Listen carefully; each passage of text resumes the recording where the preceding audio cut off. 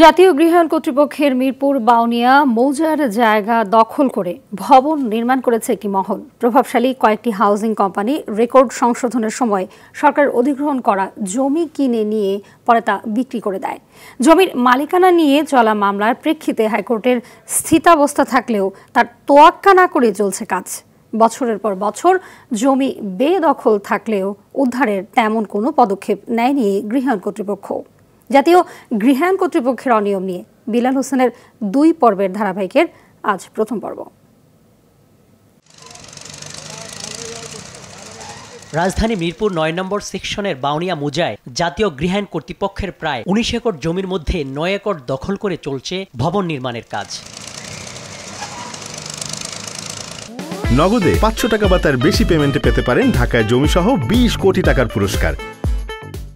সীমানা প্রাচীর দেখে মনে হতেই পারে সরকারি জায়গায় আনসার ক্যাম্প বসানো হয়েছে, কিন্তু না। দখল করা 50 কাঠা সরকারি জমিতে নির্মাণ কাজ নির্বিঘ্নে করতে টাকা দিয়ে মোতায়েন করা হয়েছে আনসার সদস্যদের। ক্যামেরা নিয়ে প্রবেশ করতে চাইলে দেয়া হয় বাধা। আশপাশে প্রতিটি সাইনবোর্ডে লেখা বিভিন্ন বাহিনীর উচ্চপদস্থ কর্মকর্তাদের নাম। কিছু ভূমি দখলকারী তারা এই জায়গাটাতে কাজ করতেছে।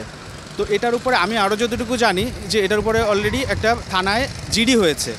তো জিডি হওয়ার পরেও আসলে এই কার্যকরী ভূমিকাটা আমরা পুলিশের পক্ষ থেকে কিংবা গৃহায়ণের পক্ষ থেকে আমরা দেখতে পাচ্ছি না। রিট করছে, তারপরেও তারা কাজ চালায় যাচ্ছে। রিট করা মানে কি, হাউজিংয়ের লোকরাও এখানে কিছু করতে পারবে না, তারাও এখানে কিছু করতে পারবে না। তারপরে দেখেন আপনার এখানে কাজ চলতেছে। 3128 নম্বর দাগে জাতীয় গৃহায়ণ কর্তৃপক্ষের মডেল মসজিদ নির্মাণের জন্য নির্ধারিত থাকলেও এখানে এখন সানভিউ টাওয়ারের সাইনবোর্ড। বোর্ডে লেখা পুলিশ পরিদর্শক রুকনুজ্জামানকে ফোন দেওয়া হলে এতে তার কোনো শেয়ার নেই জানিয়ে ফোন কেটে দেন। ঠিক আছে, ওখানে আমাদের আপনার শেয়ার আছে, এটাই আপনি ওনাকে তো ফোন দেন। আপনার শেয়ার আছে না এখানে? আপনার শেয়ার আছে না? আমার এক আত্মীয় আছে।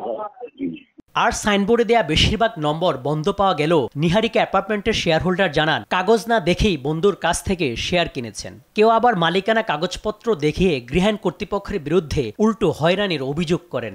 ফ্রেন্ডের মাধ্যমে। আচ্ছা আচ্ছা, বুঝছেন না যে ফ্রেন্ডরা নিচ্ছে, হ্যাঁ নিশ্চয়ই ভালো আছে। এবং তারা যে দাবি করে সম্পূর্ণ মিথ্যা এবং বানোয়াট, এটা নিচের লেভেলের এটা কারসাজি আমি মনে করি। জানা যায় বহু বছর ধরে খালি পড়ে থাকা জায়গা জাতীয় গৃহায়ণ কর্তৃপক্ষের কিছু অসাধু কর্মকর্তাকে ম্যানেজ করে হাউজিং কোম্পানিগুলো হাতিয়ে নেয়। পরে তা বিক্রি করে দেয় বিভিন্ন ব্যক্তির কাছে। নাম প্রকাশ না করার শর্তে জমি ক্রয় করা এক ব্যক্তি জানান গৃহায়ণের এক কর্মকর্তা এখন ছাড়পত্র দিতে মোটা অঙ্কের টাকা দাবি করছেন। টাকা দেয়, কিন্তু তারা টাকার যে পরিমাণ চায় এবং যে ক্যাটাগরিতে টাকা চায় ওইভাবে টাকা দেওয়া যায় না। ধাপে ধাপে টাকা, আমি বলছি যে রেডি করেন, আমার এক হাতে টাকা দেবো, এক হাতে এনওসি দেবো, তা না, ধাপে ধাপে টাকা দেবো। নগদে 500 টাকা বা তার বেশি পেমেন্টে পেতে পারেন ঢাকায় জমিসহ 20 কোটি টাকার পুরস্কার।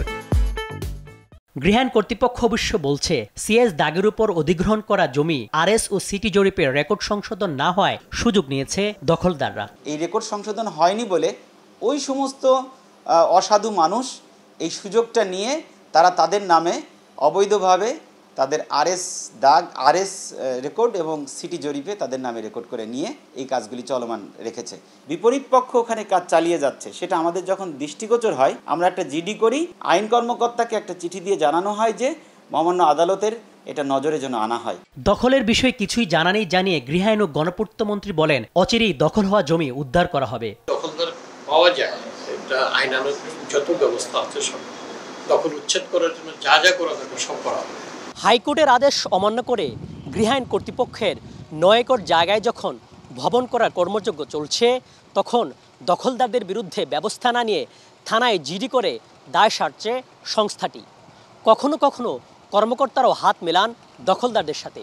এমন বাস্তবতায় সরকারি এই সম্পত্তি দখলমুক্ত করার দাবি স্থানীয়দের। বিলাল হোসেন, RTV, মিরপুর, ঢাকা।